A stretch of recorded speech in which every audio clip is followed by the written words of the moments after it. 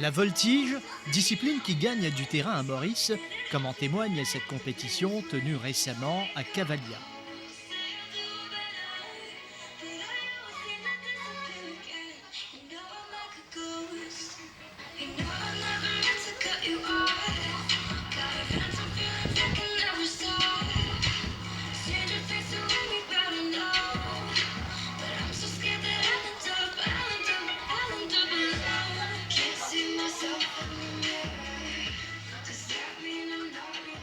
Différents styles étaient au programme, en duo ou en solitaire.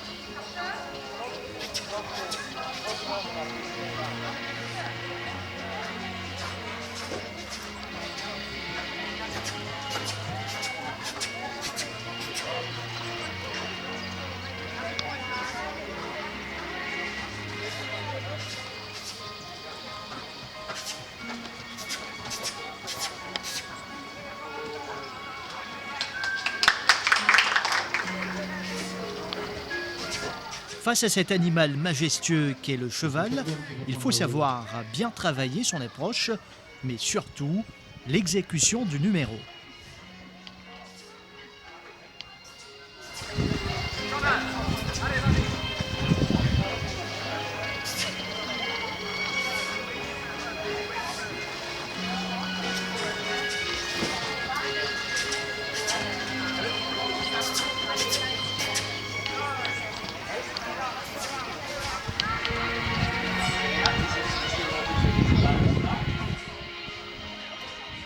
Une communion entre l'homme et le cheval. Les participants, avant d'en arriver là, passent des heures et des heures à s'entraîner.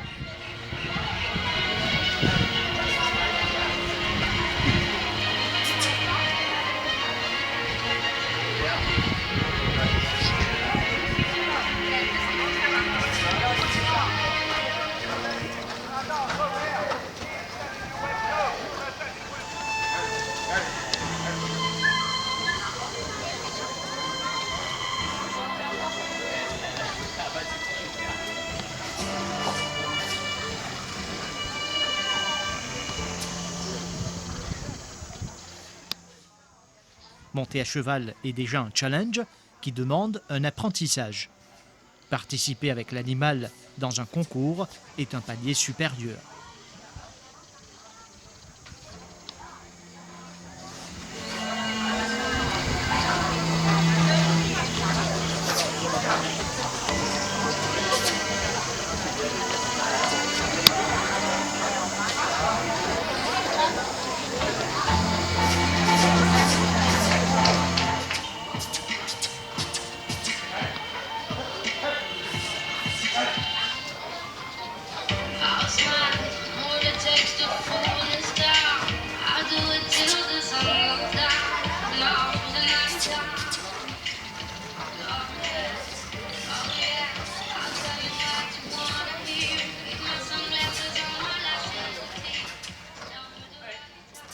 À force de s'entraîner et de prendre part à des compétitions, le niveau des athlètes s'améliore de fil en aiguille. Mais attention, il ne faut pas arrêter de pratiquer.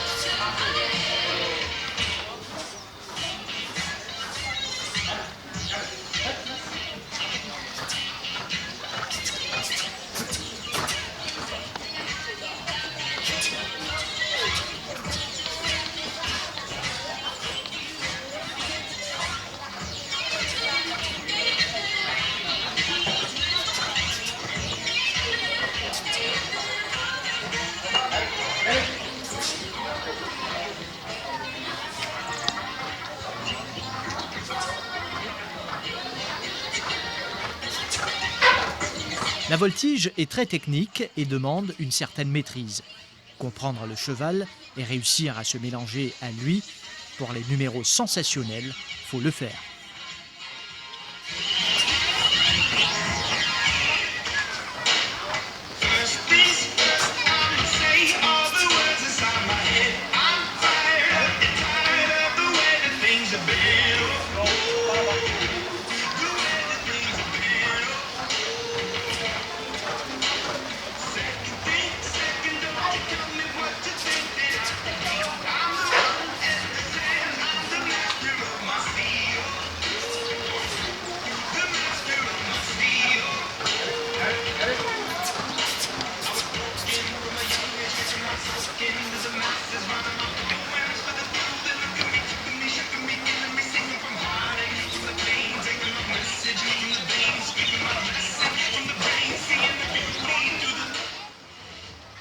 Ils sont des dizaines de jeunes à s'entraîner dans les différents centres équestres du pays. La voltige demande des critères spécifiques et l'entraînement se fait sous la supervision d'un coach.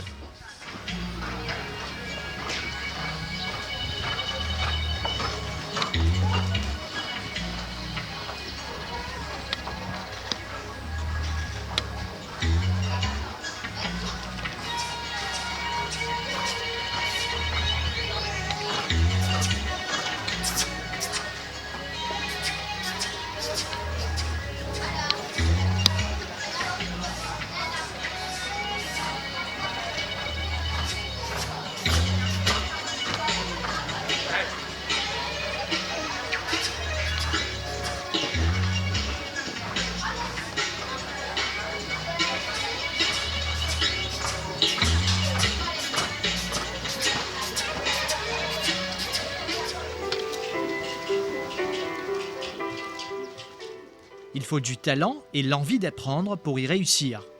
Il est souhaitable de débuter jeune pour pouvoir mieux s'adapter.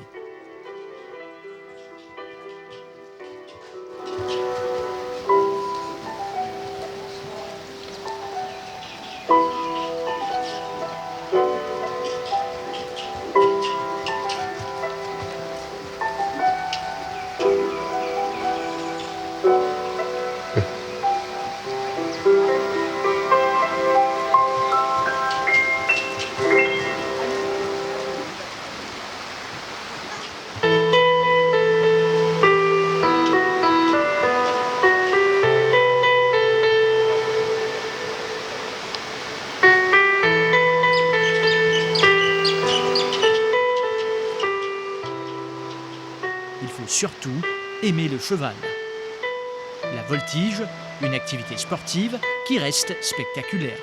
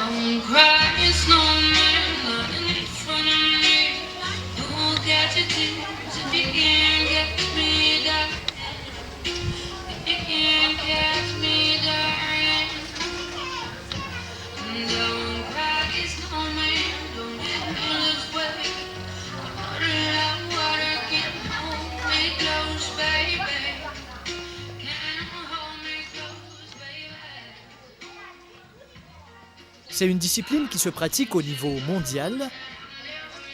Ça demande bien évidemment du temps,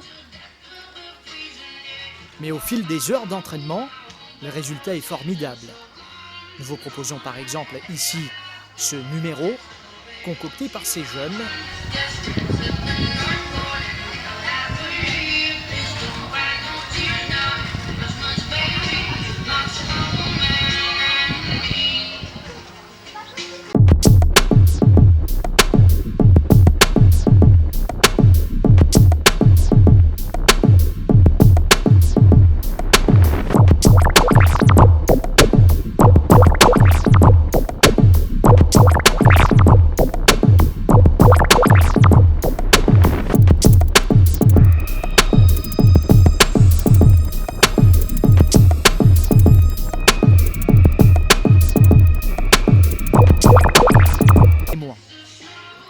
Ces jeunes se préparent pour les prochaines compétitions au mois de mars.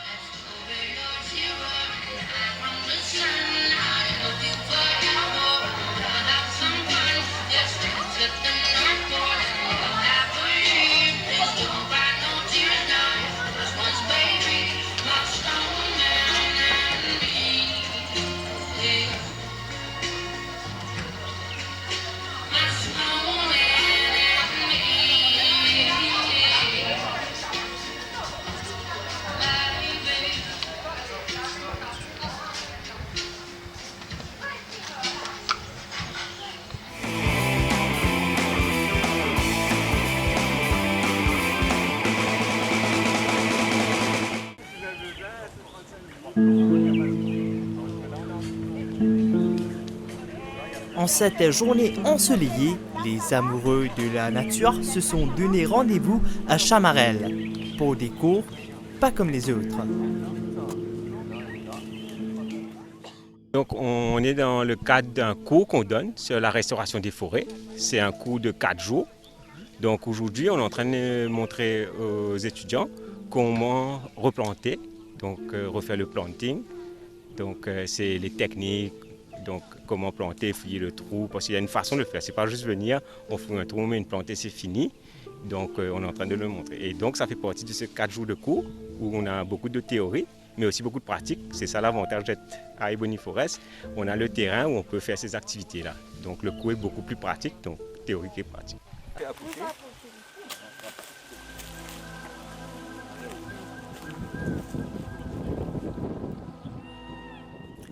Lors de ces cours, les participants se renseignaient sur les différents aspects de la nature. Comme ici, les gants à la main, Ashmi et Nicolas se débarrassent des plantes envahissantes.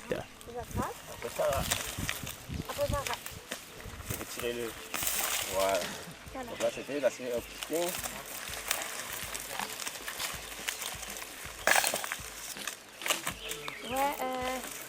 je vais prendre une espèce ouais, pour aller plus petit. le plus petit. Voilà. Là, c'est un footing. Ça aussi, je peux faire. Je peux faire aussi le solanum.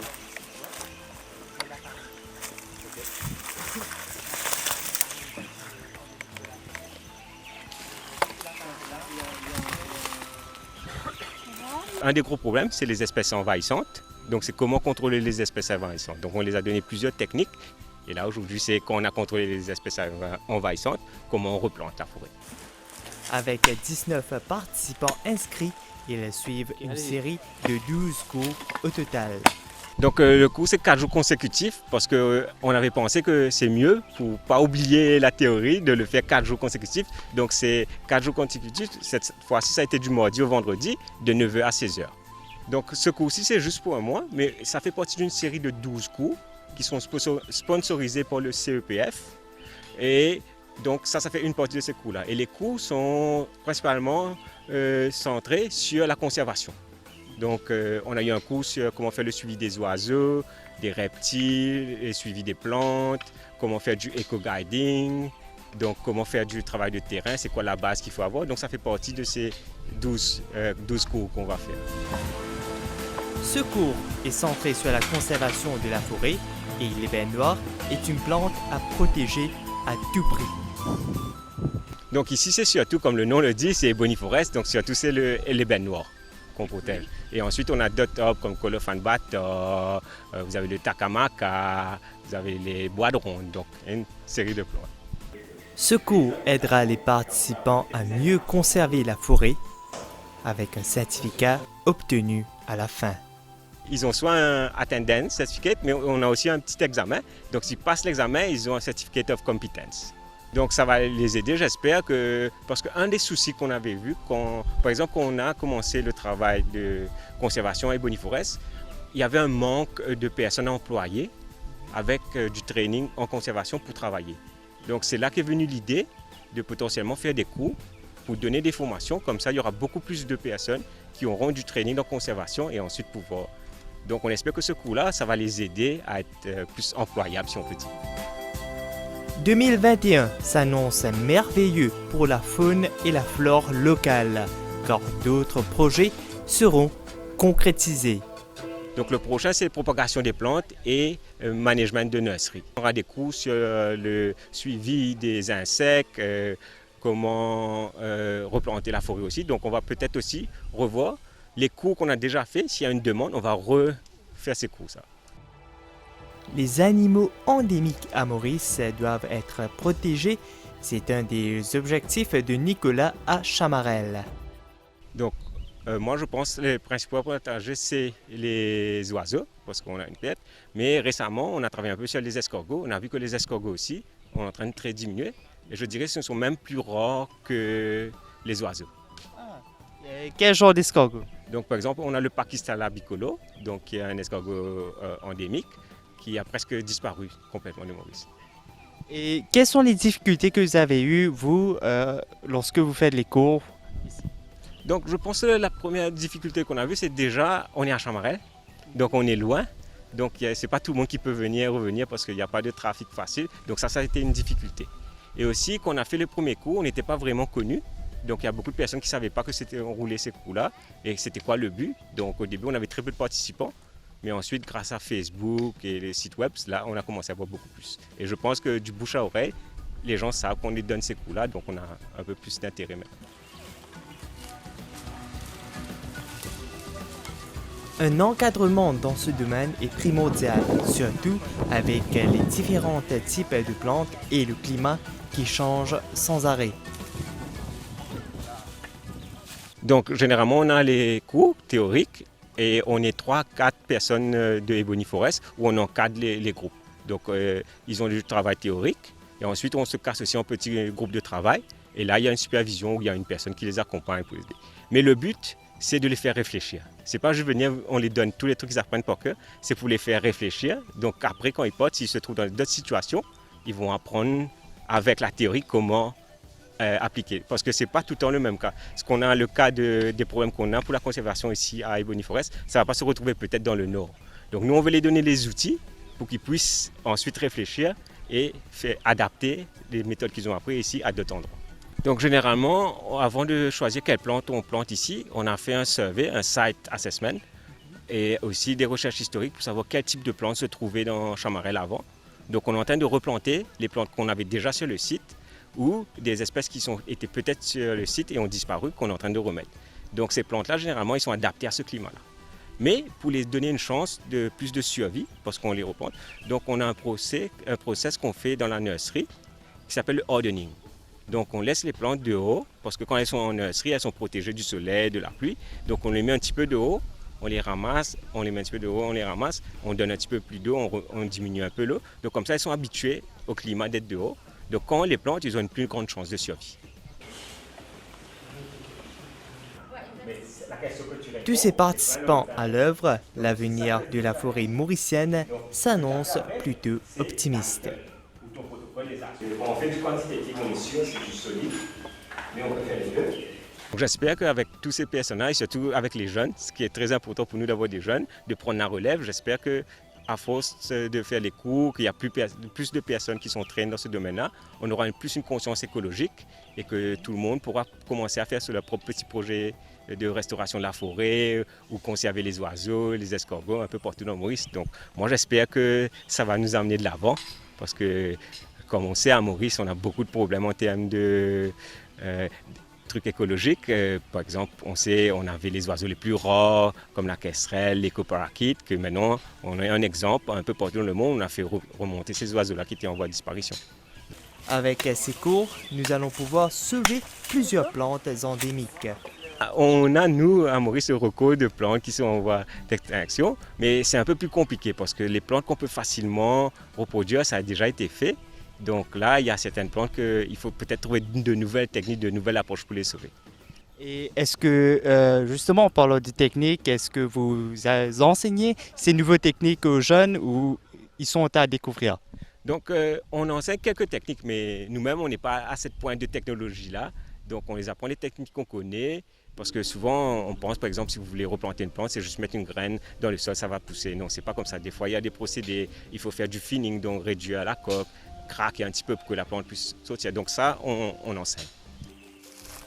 Cette passion touche aussi les jeunes, ainsi Nicolas peut laisser la forêt entre les mains de nos jeunes. Donc moi je vois qu'il y a un engouement plus pour la conservation. Avant on avait moins de jeunes qui étaient intéressés. Et là il y a un engouement, ils savent plus. Et ce qui est intéressant c'est qu'ils savent beaucoup plus de choses. Par exemple, moi quand j'étais à leur âge, j'avais pas eu la chance, peut-être à l'école, on n'apprenait pas c'est quoi les espèces endémiques, les espèces plus rares, mais quand ils viennent au cours, ils ont déjà une connaissance, ils ont déjà une base. Donc déjà on est en train d'évoluer de mon côté et généralement il y a un engouement. Ah, c'est fort. C'est fort. C'est